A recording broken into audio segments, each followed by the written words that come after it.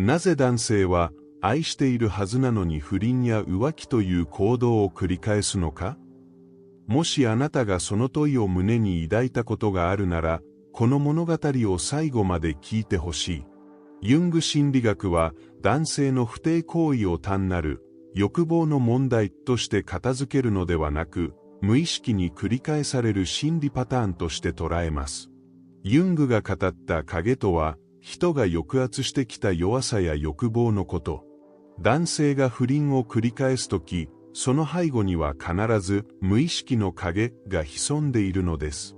それは愛の欠如ではなく、認められたい欲求、自由を失うことへの恐怖、本当の自己を直視できない不安、といった影が彼を支配している証。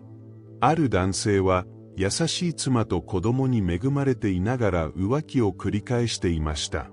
家族を愛していると彼は言いながら、なぜか同じパターンを繰り返す。心理療法の中で彼は気づきました。私は妻を裏切っていたのではなく、自由を失う自分への恐怖から逃げていたのだ。これは影に支配された典型的な例でした。浮気や不倫は愛が足りないからではなく、心の未熟さと影の葛藤から生まれる行動。男性は愛する女性を失いたくない一方で、自分の影からも逃げ続けてしまう。その結果、無意識に同じパターンを繰り返すのです。称賛を求めるパターン、自由を失うことへの反発パターン、承認欲求に溺れるパターン、感情の抑圧と爆発パターン、影の投影による破壊パターン。この5つのパターンは、どんな男性も程度の差はあれ必ず内側に抱えているもの。浮気を繰り返す男性は、それを制御できず無意識に振り回されているのです。禅にはこうあります。虎を閉じ込めれば夜ごと吠える。影も同じ。抑圧すればするほど、裏切りや衝動として姿を現す。彼の不倫は愛がないからではなく、影に支配されているからだとしたら、あなた自身もまた無意識のパターンに囚われてはいないだろうか？不倫は偶然の過ちではなく、繰り返される心理的パターン。ユング心理学を通じてその仕組みを理解したとき、初めてなぜ彼は裏切るのかという問いに深い答えが見えてくるのです。最初のパターン、それは称賛を求め続ける男性心理です。多くの浮気や不倫の裏に潜んでいるのは承認欲求の影。男性は自分はまだ価値がある、魅力的であると感じたいがために無意識に外の女性へと視線を向けてしまうのです。ユング心理学では人間の心はペルソナ、社会的な仮面と影の間で揺れ動くとされます。男性は仕事や家庭の中で責任ある夫、頼れる父というペルソナを演じ続けます。しかしその仮面の裏にある影はこう囁きます。本当にお前は魅力的なのか？誰かにまだ欲望されたいのではないか？この不安が膨らむと、彼は称賛を求めるために不倫という行動を繰り返すのです。ある男性は家庭では理想の夫として振る舞っていました。しかし心の奥底でもう誰にも求められないのではないかという恐怖に苦しんでいました。そんな彼に笑顔で近づいてきた女性の存在が称賛を渇望していた影を刺激しました。やがて彼は裏切りを繰り返し自己嫌悪に沈んでいったのです。ユングは承認欲求そのものは悪ではないとしました。むしろそれは人間が自己成長を求める自然な欲望。しかしそれが外部の承認だけに依存したとき、心は影に支配され、行動は破壊的になります。思考型の男性、理屈で自分の価値を証明しようとするが、女性の承認に依存してしまう。感情型の男性、心から必要とされたいと求め、愛情を錯覚しやすい。感覚型の男性、現実的な行動や身体的な接触で勝算を確認しようとする。直感型の男性、未来の可能性や理想像を追いかけ、現実を軽視する。禅にはこうあります。水面に映る月を追えば、ますます遠ざかる。承認も同じ。外に求めれば求めるほど、心の渇きは深まる。彼が浮気をするのは、愛が足りないからではなく、自己価値を見失っているからではないだろうか？そしてあなた自身もまた、他人の承認に縛られてはいないだろうか？称賛を求めるパターンは、男性がまだ自分は価値ある存在だと確認したい欲望の影。それを外に求め続ける限り、不倫という破壊的な行動につながりやすいのです。二つ目のパターン、それは自由を失うことへの反発です。多くの男性が無意識のうちに抱えている恐怖、それは愛されることと束縛されることを同一視してしまう心理です。彼は本心では愛を求めているのに、同時に自由を奪われるのではないかという影に怯えているのです。ユング心理学によれば、人は成長とともに自己の独立と他者との結びつきという二つの欲求の間で葛藤します。特に男性は男らしさ、自由という無意識の観念を抱えやすく、それが強すぎると家庭束縛という誤った投影が起こる。結果、家庭を愛しながらも外の関係で自由を確認しようとするのです。ある男性は結婚して子供が生まれた途端に浮気を始めました。家庭に不満はない。ただ自分の人生が消えていくようで怖かった。彼はそう語りました。心理療法の中で彼は気づいたのです。自由を失ったのではなく、私自身が自由を恐れる影に縛られていたのだ。自由を失う恐怖は、実際には相手に奪われたものではありません。それは本人の内にある影、支配される恐怖や自分を失う不安が外の世界に投影されているだけ。浮気は自由を取り戻す行為ではなく、自由を失う恐怖に支配された逃避行動に過ぎないのです。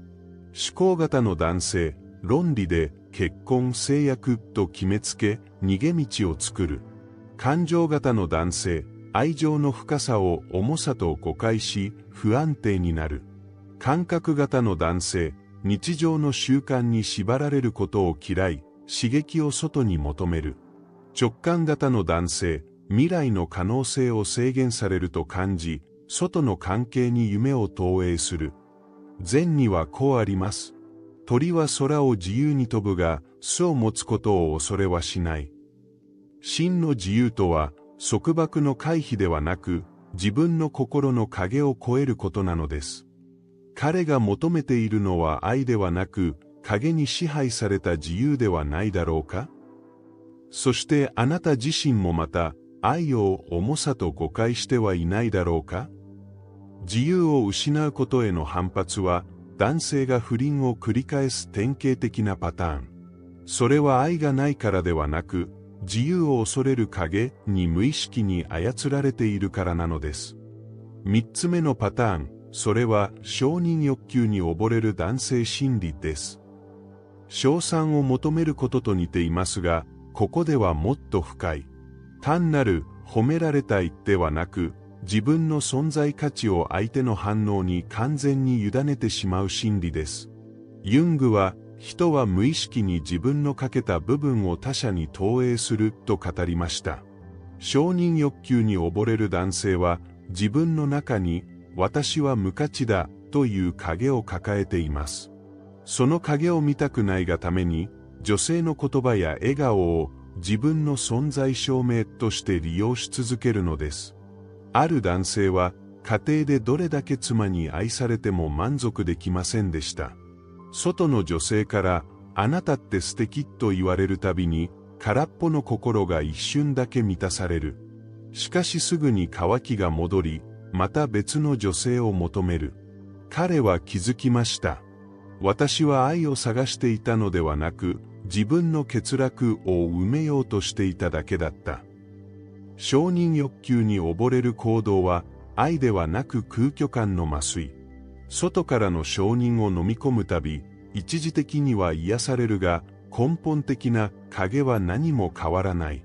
これこそ、浮気を繰り返す大きな理由の一つです。思考型の男性、合理的に評価を求め、成果で自分の価値を測ろうとする。感情型の男性、愛情表現に過剰に依存し、好かれているかどうかに心を支配される。感覚型の男性、具体的な行動や態度で承認を確認しようとする。直感型の男性、未来の理想像を他人の承認で固めようとする。善にはこうあります。井戸の水を汲んでも、底が抜けていれば決して満たされない。承認欲求に溺れる男性は、この底の抜けた井戸と同じ。どれだけ水を注いでも満たされることはないのです。彼の不倫は愛を探しているのではなく、承認という麻酔を探しているのではないか？そしてあなた自身もまた、誰かの承認なしには自分の価値を信じられないのではないか？承認欲求に溺れる男性は、愛ではなく、欠落の影に操られている。そのパターンを意識化しない限り、彼は不倫を繰り返し、心の渇きから逃れられないのです。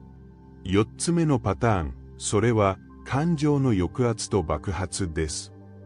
一見冷静で理性的に見える男性ほど、この影を抱えていることが多い。彼は怒りや悲しみ、孤独を見せることを弱さと思い込み、無意識に感情を抑え込んでしまうのです。ユング心理学では、抑圧された感情は決して消えることはなく、別の形で無意識に現れるとされています。男性は、泣いてはいけない、弱音を吐いてはいけない、と教育されてきた結果、感情を飲み込み続けます。しかし、その咳はいつか決壊し、裏切りや破壊的な行動となって吹き出す。それが不倫という型を取ることも少なくないのです。ある男性は、家庭では無口で感情を見せませんでした。しかし他の女性の前では別人のように笑い、感情を解放していました。家では静かなのに、外では楽しそう。妻は何度もそう感じました。心理学的に見れば、これは抑圧された感情が別の場所で爆発している典型的な例でした。感情を抑え込む男性は、無意識の影を恐れています。怒りを見せれば嫌われる。弱さを見せれば価値がなくなる。その恐怖が彼を沈黙と逃避に追い込み、やがて外の世界で感情を解放する行動に走らせるのです。思考型の男性、感情を論理で抑えるが、理屈では説明できない衝動に飲み込まれる。感情型の男性、感情を抑えすぎると、爆発は大きな破壊となって現れる。感覚型の男性、日常の小さな我慢が積み重なり、突然の行動で解放する。直感型の男性、未来の不安を抑え込みすぎ、外の幻想に逃げ込む。善にはこうあります。火を隠せば煙でわかる。感情も同じ。隠そうとしても、必ずどこかから漏れ出し、やがて炎となる。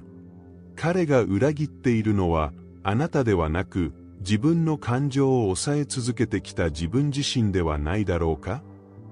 そしてあなたもまた、感情を抑え込みすぎてはいないだろうか？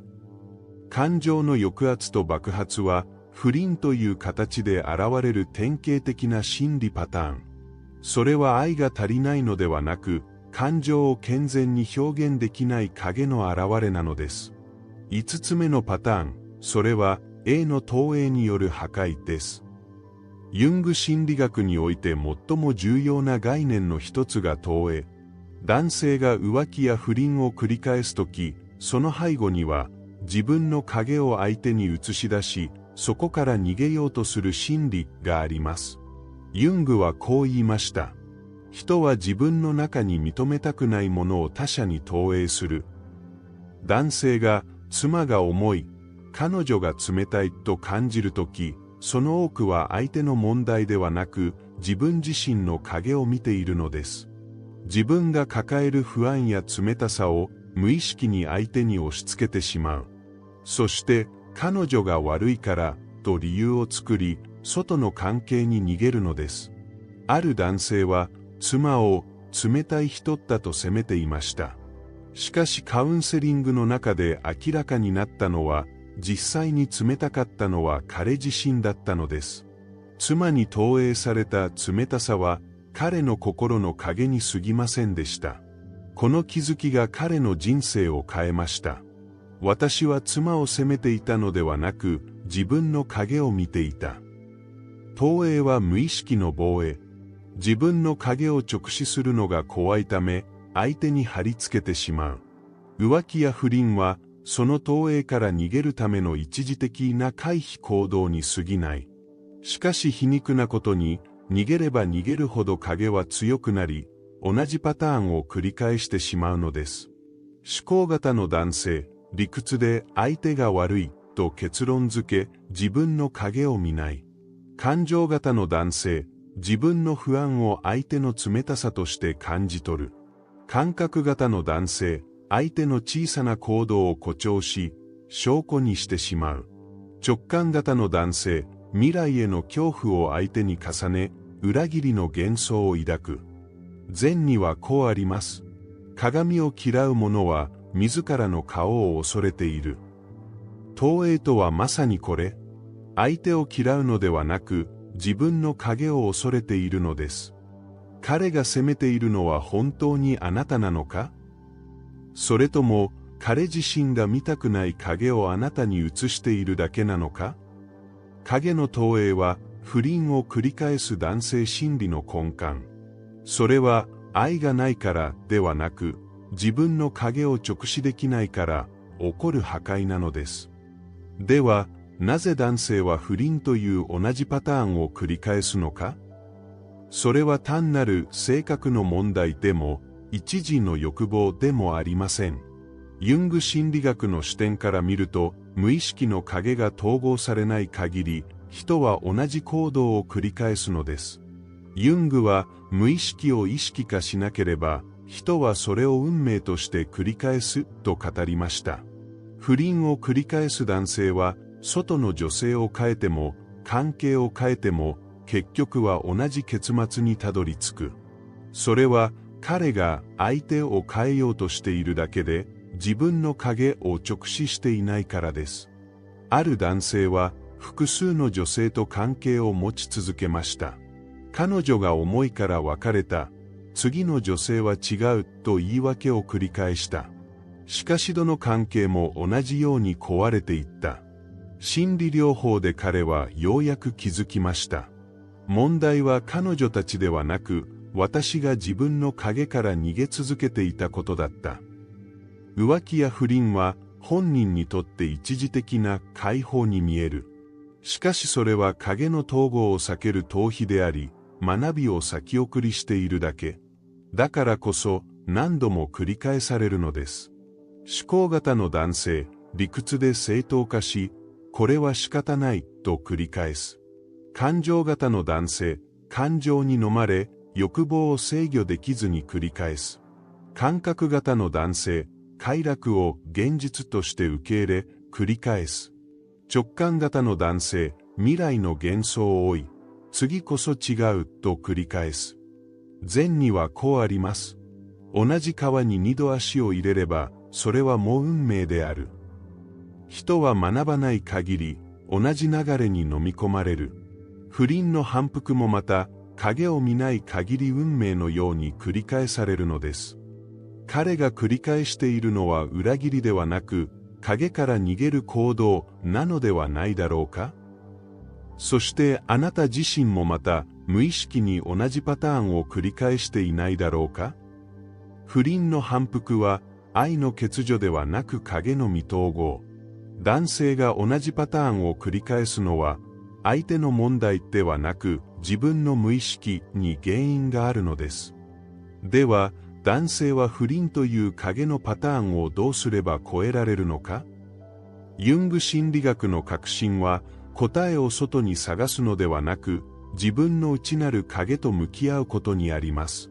彼が影を意識化し統合できたとき、初めて破壊のループは終わりを迎えるのです。影を認める勇気。私は弱い、私は不安だ、その感情を隠さず受け入れること。否定ではなく認知が影を光に変える第一歩。象徴との出会い。夢、繰り返し現れる数字や出来事。ユングは無意識は象徴を通じて語ると言いました。それを解釈することは魂の方向を知ることにつながる。自己統合、インディビデュエーション。ペルソナ、仮面と影、思考と感情、感覚と直感。そのすべてを受け入れたとき、人は真の自己と出会う。不倫はその未熟さの現れに過ぎず、統合の過程を経たときにのみ言えるのです。かつて不倫を繰り返していた男性がいました。彼は何度も同じパターンを歩み、関係を壊してきた。しかし心理療法を通じて、自分の影と正面から向き合いました。涙を流しながら彼はこう言いました。私は自由を求めていたのではない。自分の弱さを認めたくなかっただけだ。その瞬間、彼は初めて影を統合し、真の自己へと一歩踏み出したのです。ユングは無意識を意識化しなければ、人はそれを運命として生きると語りました。不倫は運命ではなく、無意識の影が作り出したループ。しかしそれを意識化し、統合することで、愛は破壊ではなく成長へと変わる。善にはこうあります。闇を恐れる者は、灯火を持つことを忘れている。男性が影を恐れなくなったとき、愛は新しい光を帯びるのです。彼が不倫を繰り返しているのは、あなたを裏切っているからではなく、自分を裏切っているからではないだろうか？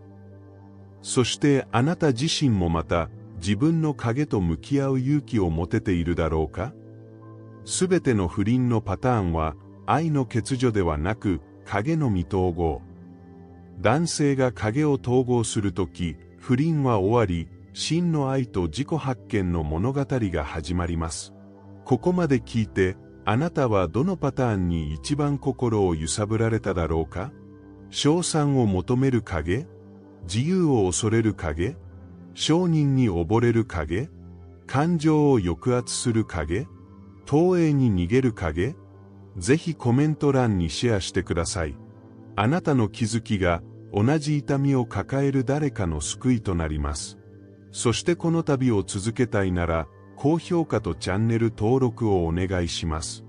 次回は、なぜ一部の男性だけが誠実さを保てるのか？ユング心理学が語る成熟の秘密を解き明かしていきます。あなたはもう他人ではなく自分の影と向き合う準備ができていますか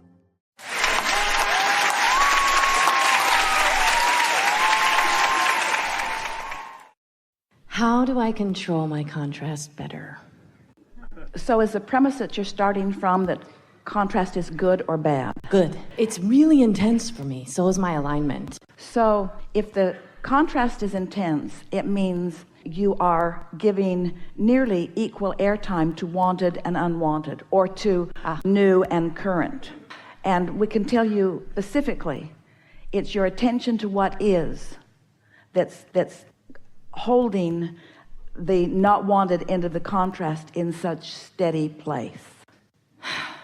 Okay. You've been an objective person for a very long time, weighing the pros and the cons and the pluses and the minuses.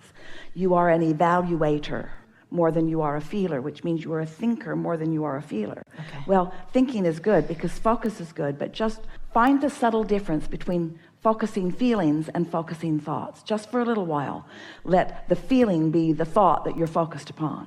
Do you hear that? It's a subtle distinction, but it's really a powerful tool.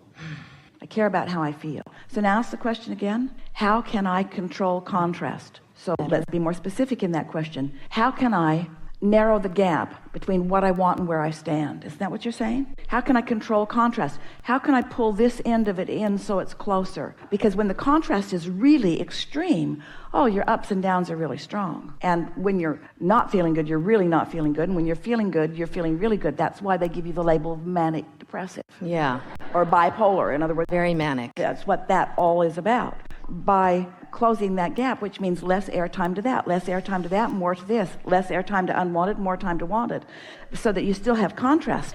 You see, contrast between really wanting something and sort of kind of believing it is way better than contrast between wanting something and doubting it. And so you close that gap or you control contrast by closing that gap. And you close that gap by focusing more upon what you want, and by practicing thoughts that feel good, and by not trying so hard, and by giving yourself the benefit of the doubt more, and by taking more naps when you don't feel good, and by not pushing through. Esther was visiting with some people that she cares very much about recently, and they were talking about what they say to their children. And one was saying, well, I just tell my kids when they feel like they just have no more to give to just dig deeper. I just say, push through. And their mother said, I say, oh, never mind, or just let it go, or take a nap, or. Not so much struggle will diminish the contrast. You see, do you accept that there's a vortex that's powerful in calling you? Yes. And do you understand that if you were just looking there would be no contrast? Oh. So where are you looking instead of there? Here, where I am. Well, here is hindering there. What is slows what's coming down. Because you can't allow what's coming if you're focusing on what is. You get that? So all those people have been saying, give me your attention. And we would say, oh, you don't feel that good. I don't think I'm going to give my attention to you. Or if they feel good, then give them your attention. Because there are things in the now that are a vibrational match to where you're going. You can feel it when you find them. Good feeling things in your now are a match to the good feeling things where you're going. So it's just the key again is caring about how you feel and focusing. And I do my 17 seconds, and I do my 68 seconds, and I have a group on Facebook, and we share good stuff all day. I feel like I'm doing it all day.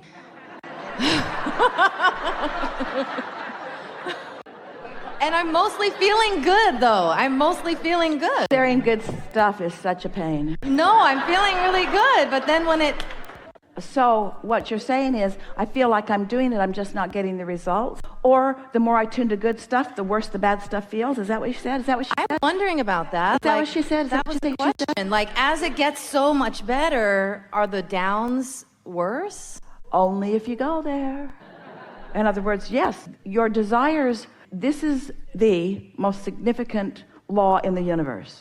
Every subject is two subjects, wanted and absence of wanted.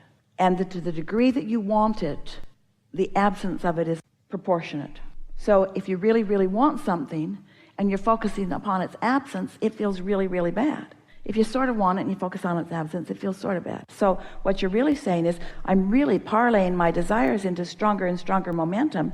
And when I don't go there, it feels bad. It's the same subject of when I go 100 miles an hour and I slam into a tree, it's a bigger problem than when I go 5 miles an hour and I slam into a tree.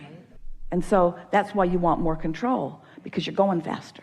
Okay. That's what this whole conversation is about. Abraham, I'm moving so fast. I've launched so many rockets. I spend so much time going there that I just can't look in opposition to who I am without feeling bad. Yeah. So Abraham, could you please stop the universe as it exists and change all the rules for me so that I can just sloppily focus willy-nilly, because I'm really causing myself a lot of grief with my desire.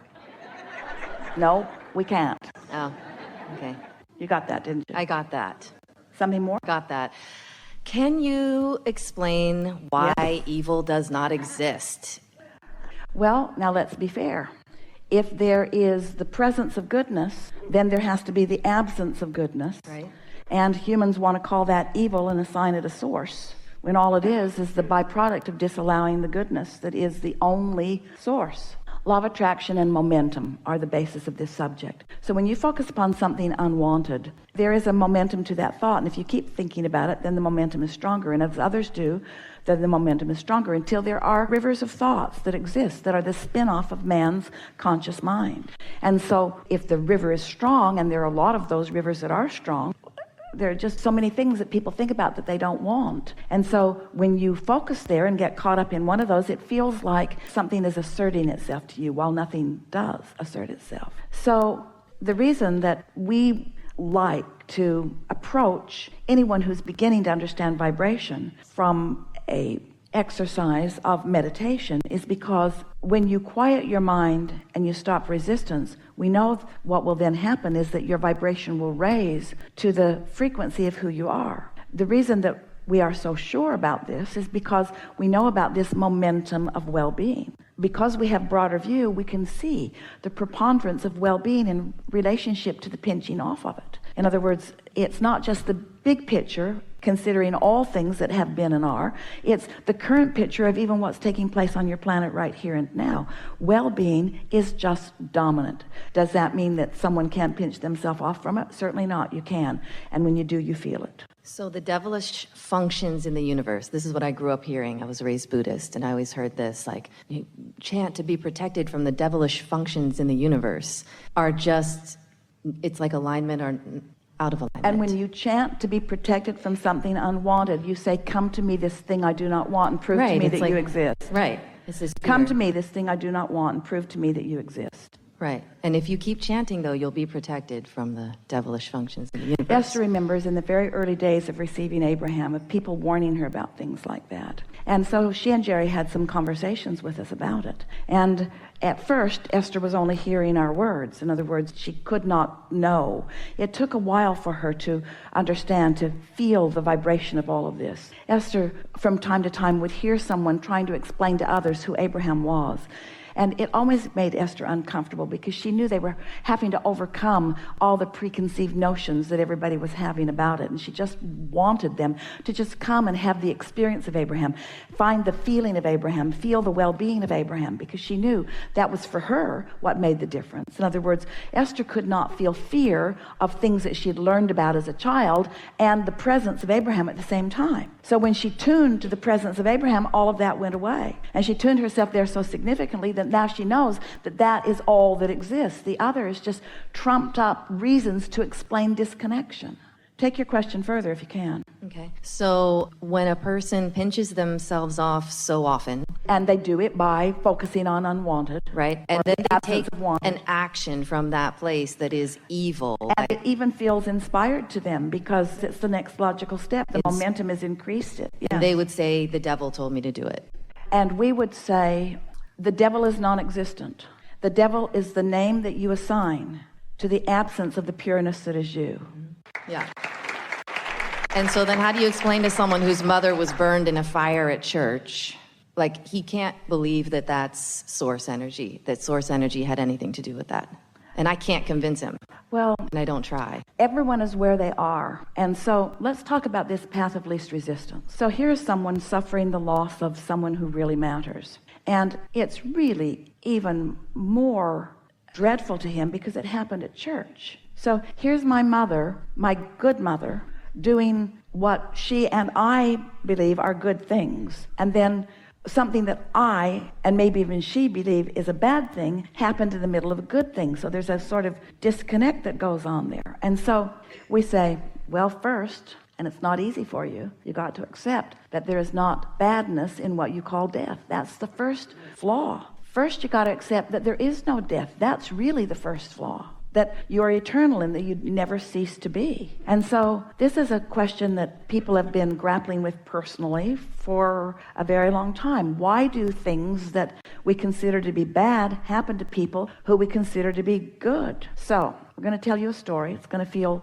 light in relationship to this one, but we'll come back to this one. A woman driving in San Francisco area got stopped by a policeman and was given a ticket. And she is now in the hot seat complaining to us about it. Abraham, I'm a good person, she's saying. And I was in a good place. In fact, I was listening to one of your recordings. And a policeman pulled me over and gave me a very expensive ticket. And we said, what was the infraction? Not wearing my seatbelt. We said, how do you feel about seatbelts? I hate them. I think that they are unnecessary. I think that it is an imposition on our freedom. I think that it is nobody's business whether I wear a seatbelt or not. I think that nobody has any business telling me what to do. And so I don't wear my seatbelt. Sometimes I just pretend to wear it, but I don't believe that I should have to wear a seatbelt. And we said, so here's a policeman. Let's not call him bad or good. Let's call him doing his job, which means he's trolling for money.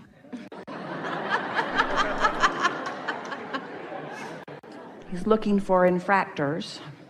And here you are driving down the freeway. Now, you say that you're in a place of pure positive energy because you're listening to a recording. But while you were listening to recording, you were emanating a signal that says, I don't wear my seatbelt, and I don't believe that anybody should tell me that I should have to. Because that's your belief, and you're radiating it. It's in your vibration, no matter whatever else you're doing, it's in your vibration. So the policeman is driving away looking for exactly what you feel like. A lot of these guys are really intuitive. They know what infractors feel like. They've got their nose tuned to that defiant vibration. And so there you were, the most logical, strongest emanator of that anywhere. So something didn't go wrong, something went very right. That was law of attraction in action right there. That was you emanated a signal. And we didn't have a long enough conversation for us to really explain to her in a way that she could hear it, that you got to stop emanating that signal. So let's take the subject of path of least resistance. So if you have been held back or held down or confined or disallowed from following your own path and doing what you want, so you feel restrained, you feel restrained, you feel downtrodden, you feel abused, you feel disadvantaged. If you've got that vibration going on, and here's your source over here calling you toward the well-being that is really you, there are a lot of emotions for you to pass through on your way to the delightful feeling of alignment. As we talked about the emotional guidance scale, and we talked about appreciation and love there in the high-flying vibrations, and that feeling of defeat and that feeling of fear being the lower, more resistant vibrations. And so if you are feeling defeat, then anger or resentment or revenge is a step in the right direction, isn't it? And so your inner being is calling you toward the clarity and the fullness that is you. But you can't just jump all of a sudden there. That's too much of a vibrational gap. So the path of least resistance for you might very well be in that attitude of revenge or resentment, and that's where this woman was. But that's a far cry from being in the state of alignment. In other words, she was touting alignment while she was in the state. And so there are a lot of people who are at church who are fearing God, or there are a lot of people who are at church who are not loving their neighbors or the other people around them. In other words, it doesn't matter where you are, it's how you're feeling. That may very well have been the path of least resistance to what that woman was praying for. She might have been praying for alignment, for escape from something that she could not control. In other words, you can't even know for anybody else. But we can tell you that the death experience is not what humans standing behind are wanting to assign to it. It's time for you to get over that death thing. It's time for you to accept the continuity of the eternalness that is you. It's time for you to stop looking at things that happen and trying to evaluate your worthiness or your rightness or your goodness or anyone else's based upon what you're witnessing, because you don't know for anyone else. You don't know what their path is, and you sure don't know what their path of least resistance.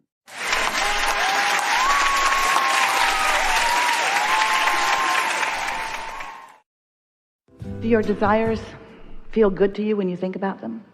That's a good thing, isn't it? That means you are not contradicting them with beliefs that are different.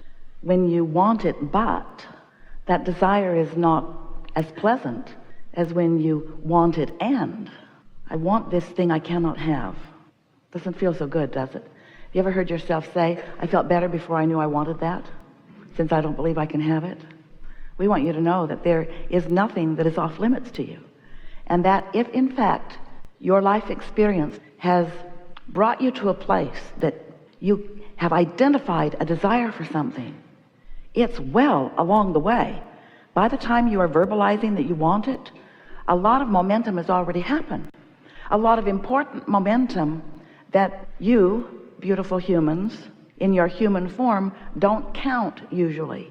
Because you don't account for the momentum of contrast that caused you to put it together vibrationally bit by bit, you often don't account for all of the momentum that happened even before you were fully realizing that you wanted it.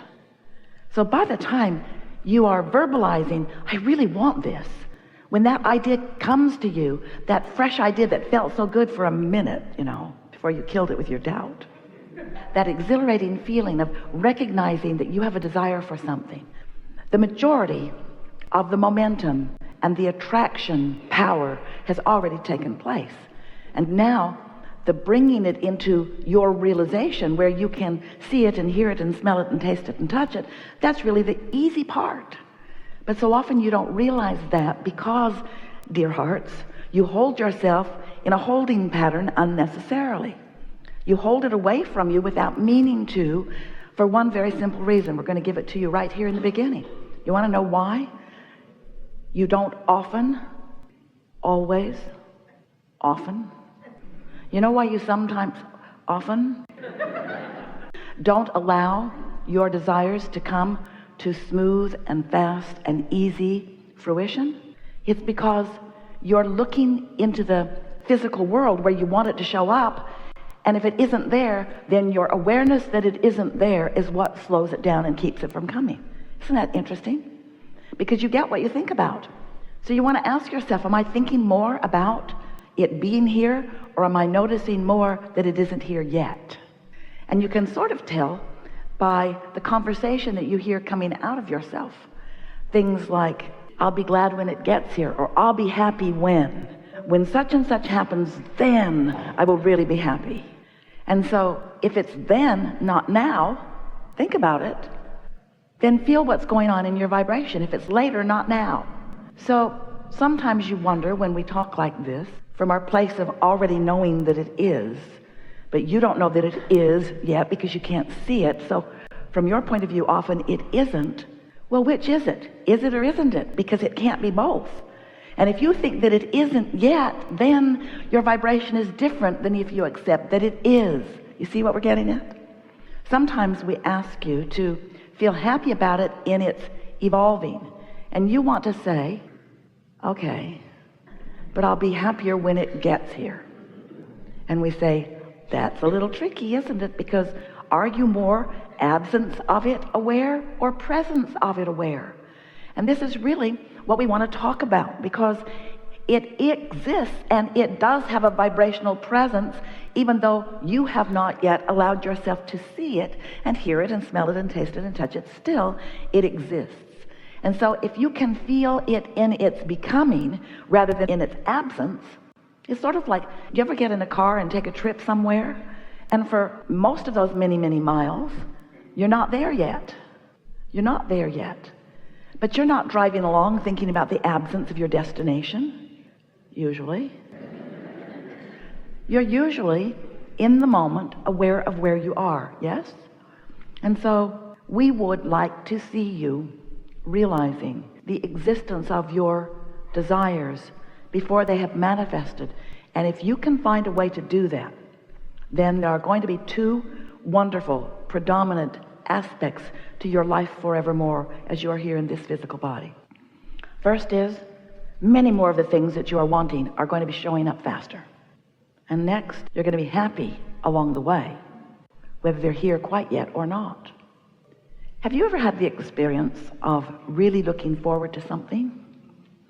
Maybe it's a vacation or a getting together with someone, an experience of some kind, usually. Really looking forward to it. And then it comes and goes and then you're depressed because you were so looking forward to it. Well, that's the state of being we would like you to be chronically in. The state of being of looking forward, looking forward, looking forward. Anticipation is such a wonderful emotion, because when you are in happy anticipation, that means you are not blocking the unfolding in any way. In fact, you are encouraging it. Better said, you are allowing it with your vibrational frequency. You're allowing it through your positive expectation.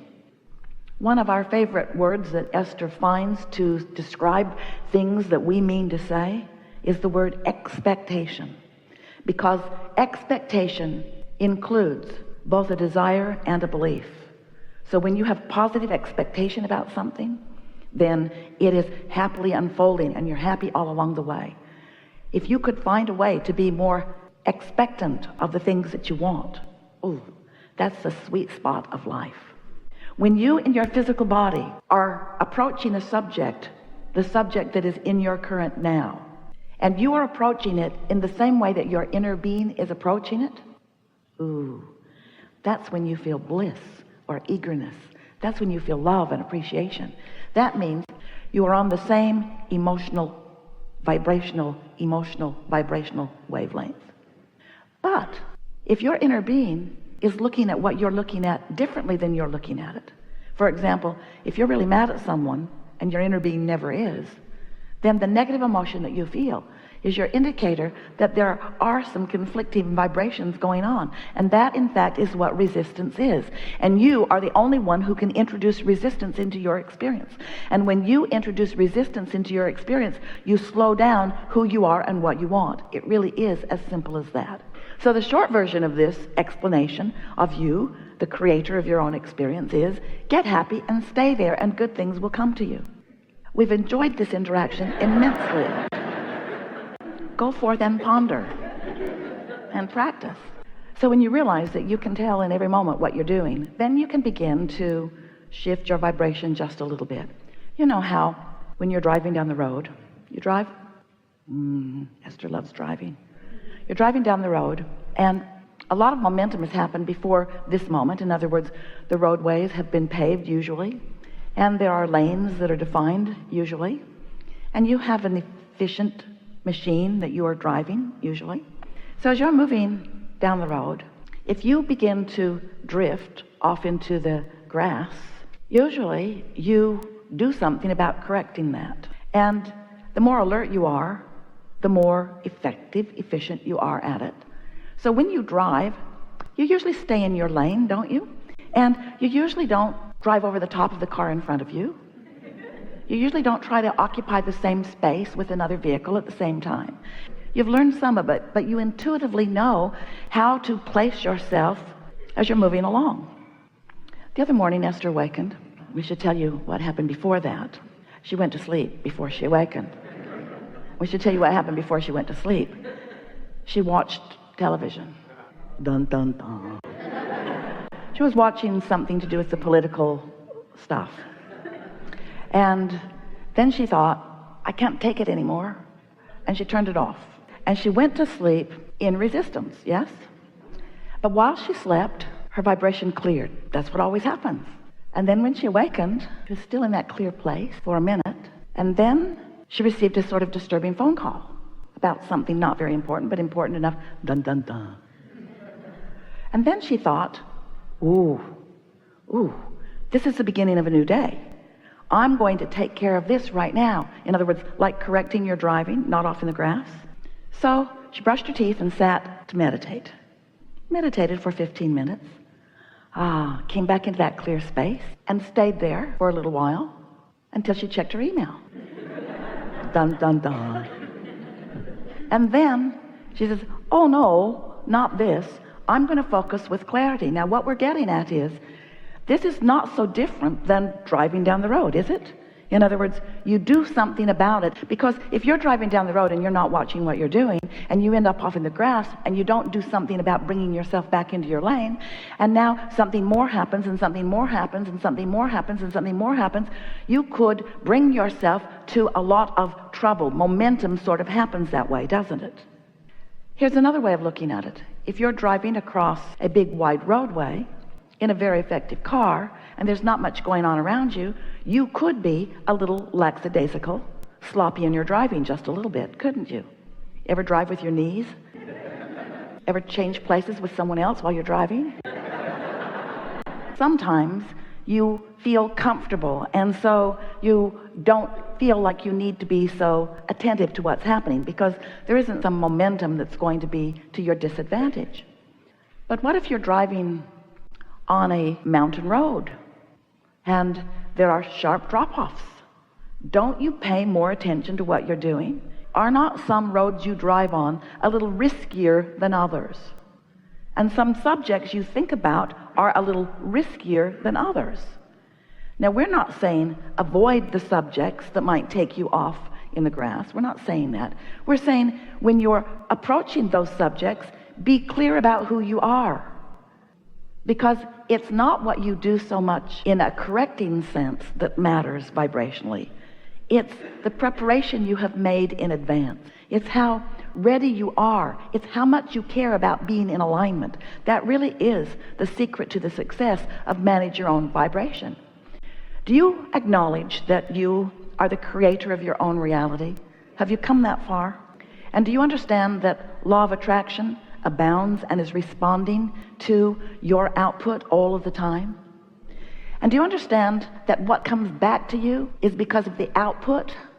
In other words, what you're broadcasting and what you're receiving are the same thing. So it matters what you think, doesn't it? It matters a lot.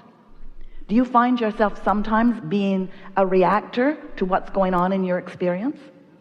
It's interesting, isn't it, to be living in a world with so many others who are creating their own reality, because it is not the easiest thing to navigate in all of that vibrational current and maintain your own frequency unless you've practiced it a bit.